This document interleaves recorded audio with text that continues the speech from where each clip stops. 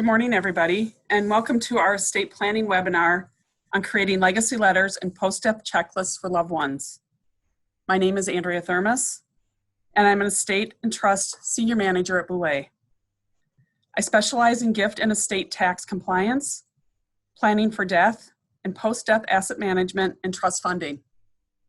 I have a passion for assisting those dealing with the death of a loved one and understand that is something most people deal with only once or twice in their lifetime. Before we begin, I'd like to mention a few housekeeping items. First, you'll notice a link to our interactive Survivor's Guide roadmap in the chat box. If you haven't already downloaded it or printed it out, please do so now so you can reference it or fill it out during today's presentation. If you have already printed the guide, please check to see that the page numbers at the bottom were printed, to see if they were printed or cut off. There are white numbers in a gray box at the bottom of the page, bottom right of the page. If you do not have the page numbers, you may need the digital version to follow along. Please also note the Q&A box at the bottom of your screen. Please feel free to ask questions using that box throughout the webinar, and I will do my best to answer them at the end of the presentation. Please note that this webinar will be recorded and a link to watch the recording will be sent to you in a follow-up email. Now, with all those items out of the way, let's begin.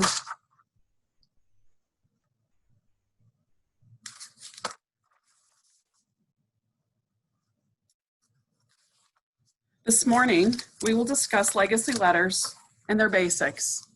I'm going to give you some ideas and some tips on how to do that and what you should think about when you're going through that process. Once we've completed the legacy letter piece, I'm going to move on to the survivor's checklist. I'm going to give you some pointers and allow a few minutes to complete a few of the items.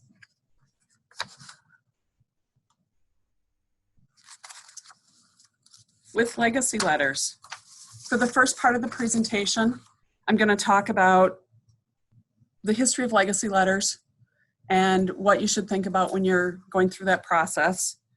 I'm going to go through some ideas about what you could write about, and maybe some ideas will pique your interest.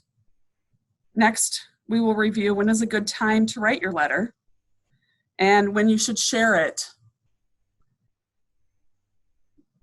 Your friends and family may want to know your thoughts and feelings about a specific time in your life before you pass away.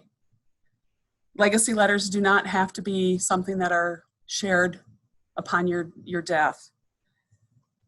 Lastly, for the legacy letter piece I'm going to be going through, I'm just going to read an example of a legacy letter that I found in my research. So, what is a legacy letter? It's not a will where you assign your assets. It's not a family history, although it can share lessons learned from past generations. A legacy letter is also known as an ethical will. It is a written document of your values, experiences, and hard-earned life lessons. The letter can also express your hopes, your blessings, explanations, forgiveness, and gratitude. It is a reflection of a life well lived. It is a way to share your values, possibly world events. In today's pandemic, you might want to share with your family or friends where you are at, what things happened or occurred in your life during this time. Maybe 9/11 is more impactful in your life and you want to share your experiences of that. Other things that you can think about are you can share your life lessons. You can share cherished memories like falling in love for the first time or the birth of your children.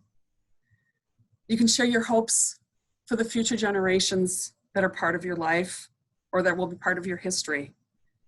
Basically, a legacy letter is anything that's important to you. It can be a personal history, it can be advice, and it can be written or typed.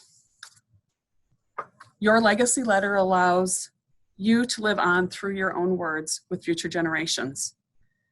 It can be a way for you to share family traditions, maybe something about a memento that you have in your house, something that looks like an item that someone might say, well, why do you have that? And it might be that it just has that family history.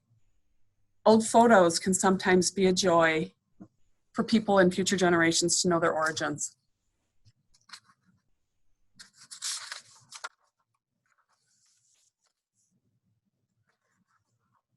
So, what should you write about? Think about your life. What's on your heart right now? What would be driving you to sit down and write this letter? Is the solitude of the pandemic allowing you to reflect on your life and think through the history of your life that you want to share with your family and friends? Whatever the reason, consider how much weight you want to have in what you say. Gather relevant inspiration and details, thinking about some of the following. In your childhood, where did you grow up? What things spark wonderful memories? What things from your childhood were important lessons learned from your parents or grandparents? With relationships, what was it like being a single parent? How did you manage the loss of your parents, a child, or pregnancy? What was it like the first time you fell in love? What were the emotions and the feelings surrounding meeting your partner's children for the first time? What was the relationship with your grandparents like? Ideas about work. If you're self-employed or in business for yourself, maybe sharing the motivation of going into business for yourself will give your family and friends insight onto what that passion is for you. Maybe why did you choose your profession? As a CPA, people probably wonder why I would pick that profession. And I have my reasons. It's turned out to be a very, very good place for me. Maybe work related, but not necessarily why you picked what you're doing, but what's the best career advice you gave somebody? Life experiences. How has your world changed because of COVID-19? What are your memories of 9/11 and the world after it? What are the most life-changing events that you've experienced? Other things you can write about: your values and your desires. Maybe your legacy letter will be an expression of gratitude or love. Maybe it will tell your children and grandchildren about values that are important to you and why they're important. Maybe you want to share why you're leaving part of your estate to charity. And lastly, write just for fun. Write about who your favorite artist is and why. Maybe a favorite book or a series and why that book drew passion for you or why you were excited about it. Maybe some family traditions, photos, or recipes can also be shared as just a fun item.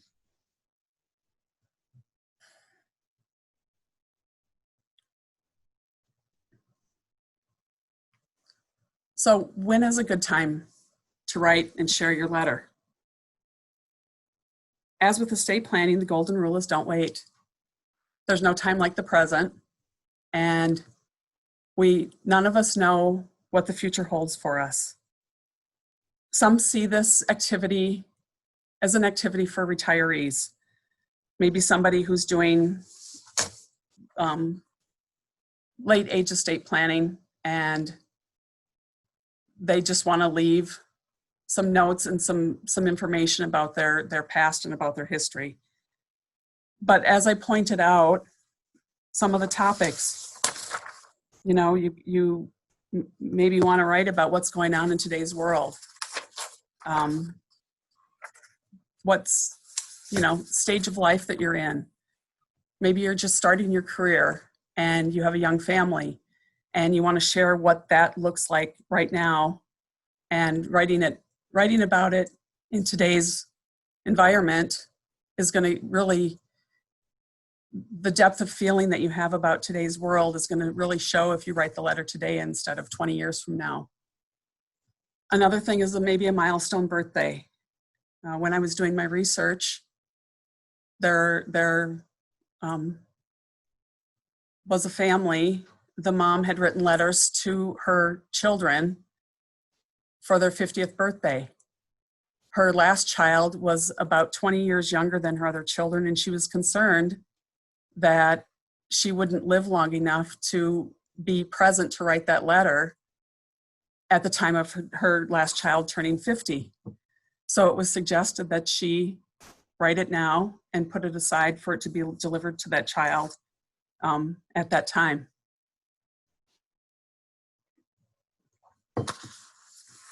So now I'm going to share with you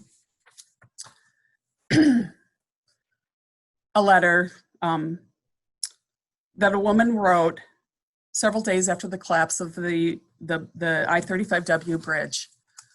She wrote it at the time of that occurrence, and she was writing it to her daughters. In it, she says, "Dear daughters, August 1st, 2007 was a life-changing event for me. I was driving my usual route home from work, from a work-related meeting in Shoreview. Crossing the bridge on I-35, the traffic was slow because of repairs being made, and my car clock showed it was 6 p.m. I patiently waited as traffic moved slowly on the bridge, and I finally made it home at 6:20. As I entered the house, my phone was ringing as a friend was calling to ask me if I was watching the news on TV. I told him that I had just got home, and he said to turn it on. It was then that I realized I had made it over the I-35W bridge by just 5 minutes. As Senator Klobuchar has expressed, a bridge in America just shouldn't fall down, but one did, and it collapsed in Minneapolis. Once again, I am reminded how precious life is. So, my beloved daughters, this blessing is for you, to reinforce and hope you will never forget how important today is. Give thanks for today, because we do not know what tomorrow brings. Happiness and hope can quickly turn to sorrow and loss. So please make sure to not only say your thank yous, but share your inner feelings of love and values. Don't wait to seize the moment. Smile at everyone, no matter where your paths cross or whether friend or stranger. Your inner radiance is God's gift for you to share, and make it your obligation to illuminate the sky when darkness is all around us. We don't grasp what we have or who we are until it is almost taken from us. So please be present. Don't hurry through life, forgetting to say, I love you. I love life. And she ends with, I love you, your mom. So this is an example of, it's a single page letter. It starts out with a history, something that she's building upon, what her lesson was in that experience, and then what she wishes for her daughters for their future and what she hopes that they remember from her experience. So a legacy letter can be pages long. This example was just to show you that you can have something that is just 1 page long and writes about something very specific and in that moment. In today's world, I think a lot of us have thoughts and feelings about what's going on with the pandemic, maybe how the riots affected you in May. Really anything can lead you down a path to write a letter, and it's from your heart, and it's based upon your own feelings. So I think it's all a good thing. Moving on, I'm going to move into the survivor's checklist, and we're going to move into the document. And hang on, I'm going to share. So the survivor's checklist, and I actually want to get back.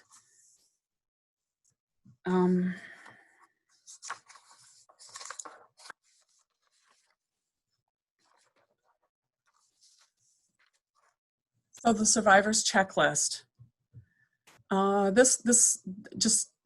This document was put together based upon my years of experience of working with personal representatives from estates,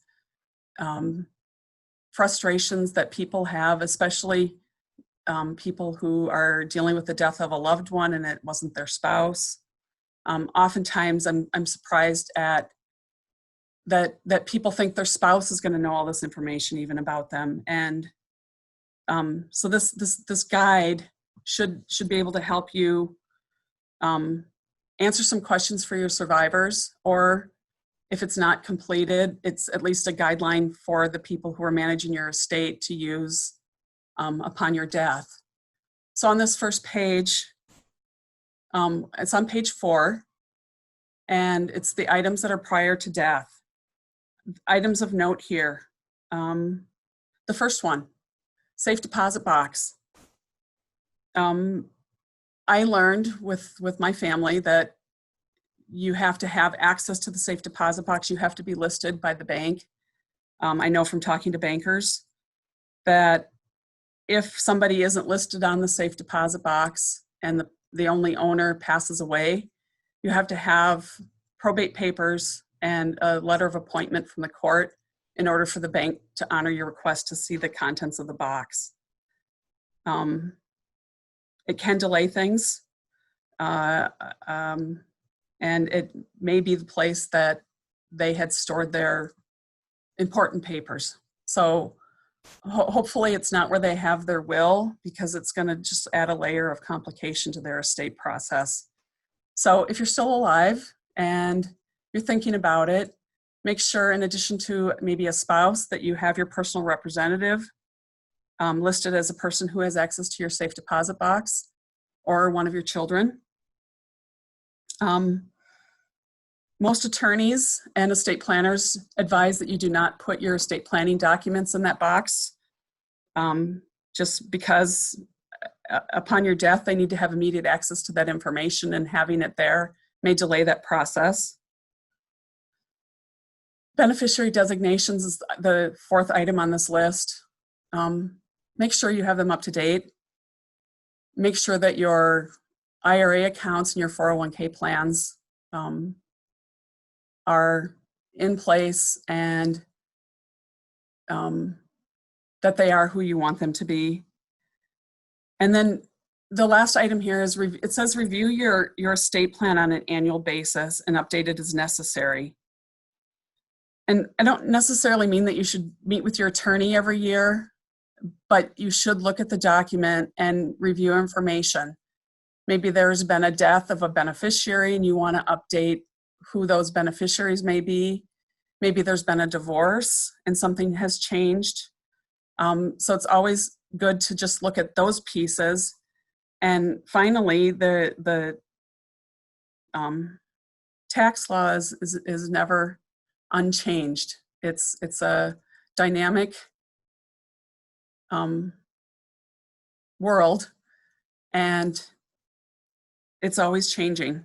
Under the upcoming presidential, under the upcoming president, I suspect that we will see some tax law changes, and some that are possibly going to relate to estate planning things. So keep that in mind and update it accordingly.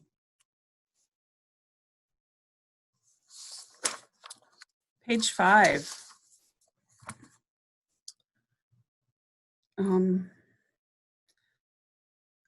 So on page 5, the items that I have highlighted here, and I'm going to actually give you time to fill in some information if you'd like. Item 2, alert family, friends, and employer if employed. So we would like to think that we know all we need to know about our spouse and who their friends are. But do we really know? If we have a spouse who's in the working world, do we know everybody who they have an important relationship with and people that they would want to be contacted? So this would be a place where you can, in particular, list those people that your spouse or your personal representative or your children may not know who would need to be contacted. If you're doing an electronic version of this, this is a fillable document, so you can type in here.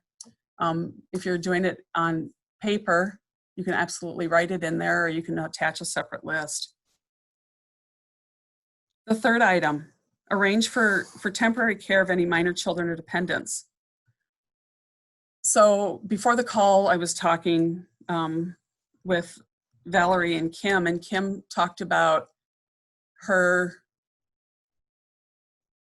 will lists somebody who is not in the Twin Cities as her guardians for her children if her and her husband were to pass away at the same time. Because they are not located locally, it may be a day before they could get into the metro. In some cases, maybe they live in a different part of the country and they have to make travel arrangements. So this box is to alert somebody of who would be the person or people that would for immediate care of your children. Same thing for pet care. If you have pets, who in the immediate Twin Cities area or in your neighborhood would be the person who would take your children in or take your pets in and provide for their care until such time as they can get transferred to their final guardians or their final pet home.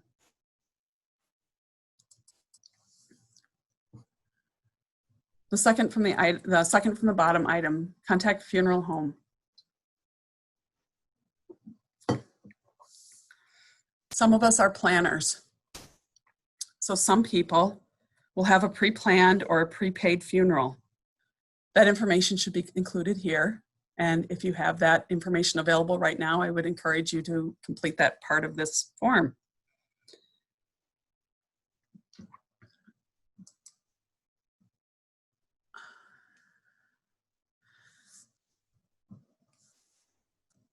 The last item on the page is compile and submit the information needed to finalize a death certificate. So page 13 of this document lists out, so I'll just go there. So page 13 lists out the information that's needed specifically for a Minnesota death certificate. In the area that I practice in, I have seen death certificates from all over the country. Some of them have basically this information. Some of them have not only the decedent's information that's listed here, you know, the parent's name and the mother's name, but it also lists your spouse and the spouse's parents. So some death certificates can be more in depth, but this is the basic information that will be needed. And as is noted on page 5, which I'm going back to,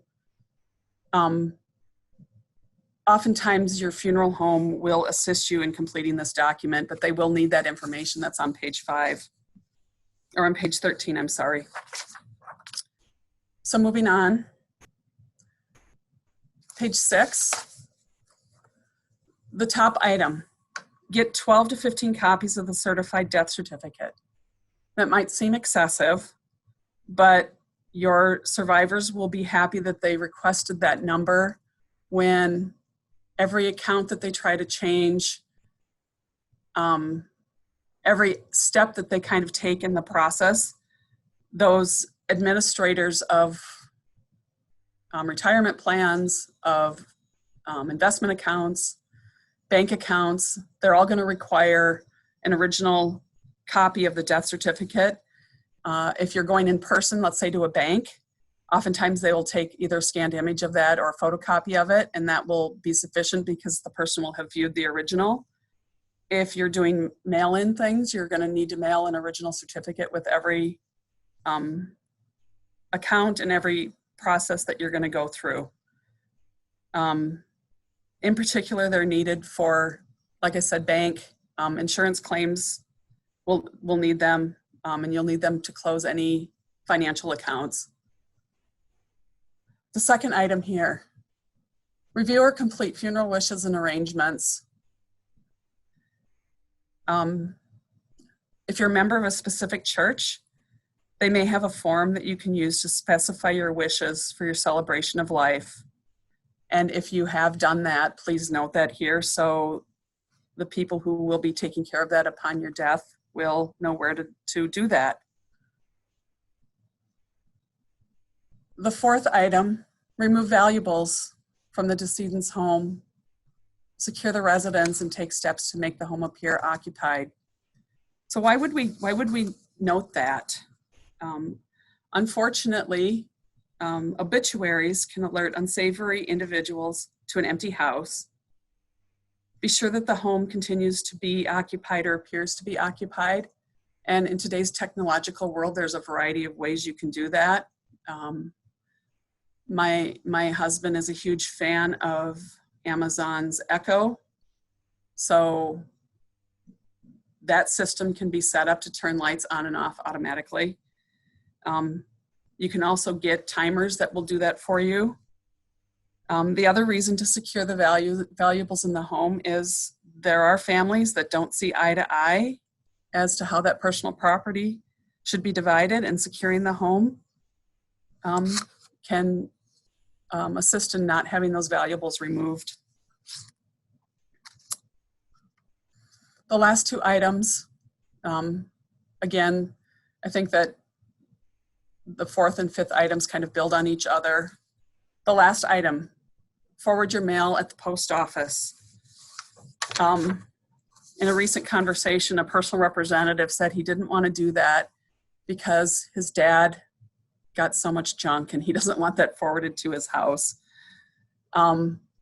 So it's an option.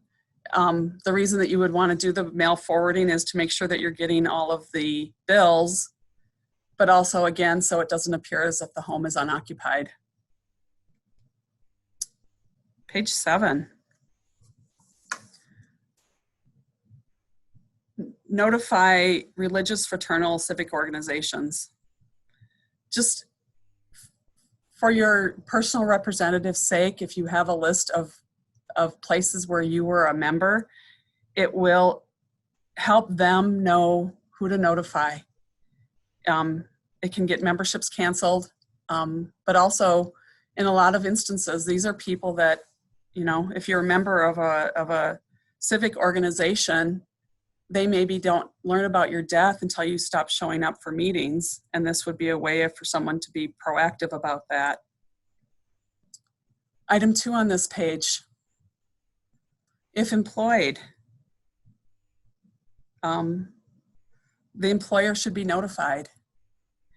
If you are single and your personal representative is just moderately familiar with your employer, they may not know who to contact, and having that listed here can be helpful. Just noting this information just again is helpful for your survivors. The fourth item, Social Security. So an interesting fact is I often get asked, what are the benefits that a survivor gets for Social Security? Survivor benefits are only paid to the surviving spouse. And if the person is divorced and has minor children, those survivor benefits are paid to the minor children. If the children are over age 18, then there is no benefit being paid. You cannot report a death online. You do have to call Social Security Administration. That number is noted here. So call or visit. It says call or visit, but in my research online, I learned that you can't actually notify via the website of the death. And then the last item, cancel prescriptions. So for this one, you may have prescriptions that are being auto-refilled and having your pharmacies listed here. So again, take the time to list those pharmacies right now and maybe a phone number. And anybody who knows that you have that information and has that information available will know what to do immediately. The pharmacy will keep refilling your auto refills if they aren't notified to terminate them. You can typically, at a pharmacy, add your spouse or a child, if they are assisting you with things in your life, to a list of approved people to pick up your prescriptions currently, or they can manage them upon your death. Page 8 is pretty self-explanatory, but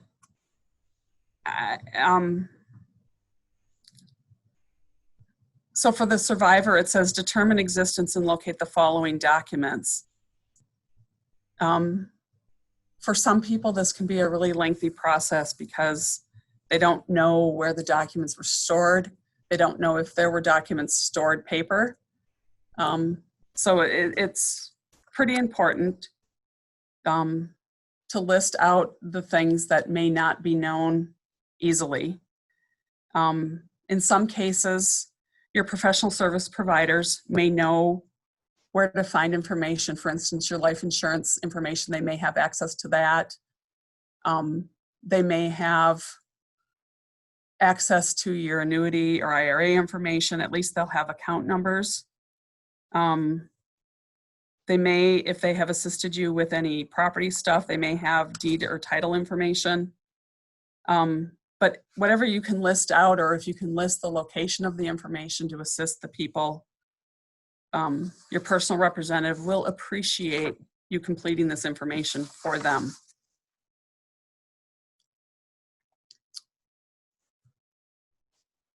And finally, on this final page of the first month of items, the first item is a repeat of the bank safe deposit box. Again, list the name and location, let people know where to find it. On the second item, prior to notifying the bank of someone passing, make sure you cancel any electronic auto payments, auto subscriptions, anything that is an automatic bill pay. If you notify the bank of the person passing and they close the account, you're going to have a lot of bounced payments that are occurring, and we typically don't want that to happen. The fourth item here, obtain copies of the decedent's outstanding bills. I suspect many of you are like me, that you don't actually get paper copies of a lot of this stuff anymore. So in a future presentation, we're going to talk about how to do that electronic stuff and how to set up somebody or put somebody in place who can manage that electronic stuff for you. So here, this list can include credit cards you hold, how the company can be contacted so they can be canceled, any information that will help in ease of administering your estate is always appreciated. And then the last item here, locate estate planning documents.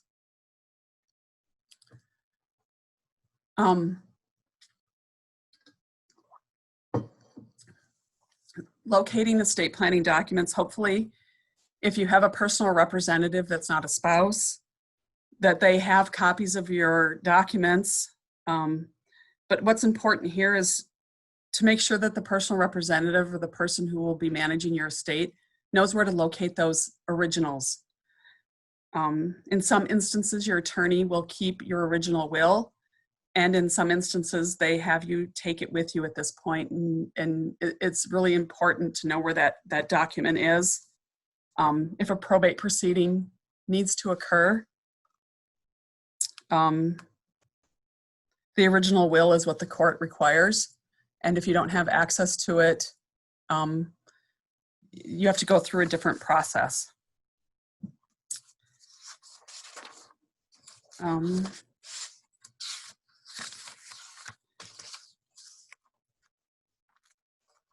So I'm going to switch back.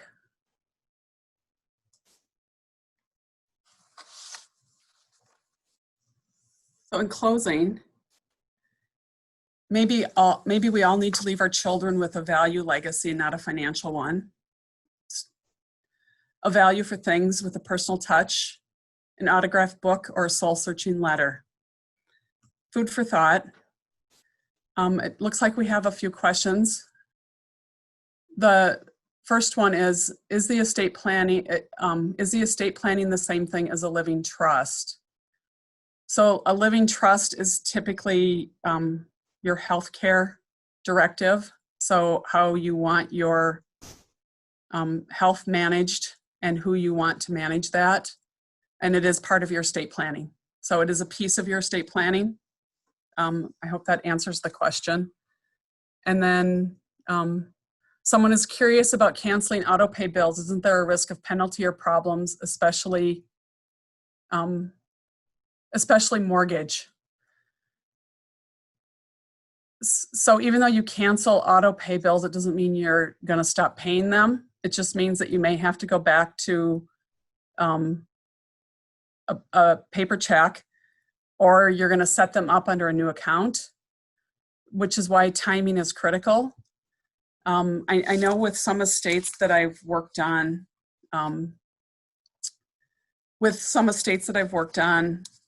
a child is listed as a co-owner of an account, so that alleviates the requirement or the necessity of having to cancel that account. Once a bank learns of someone's passing, they're required to inactivate that account, and because the Social Security number is no longer active. So if you have somebody else listed on that account, it can really help alleviate that information.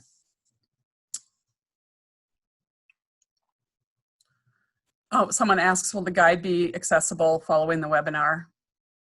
Yes, it is available on our website. And I can have Valerie include that in the follow-up email.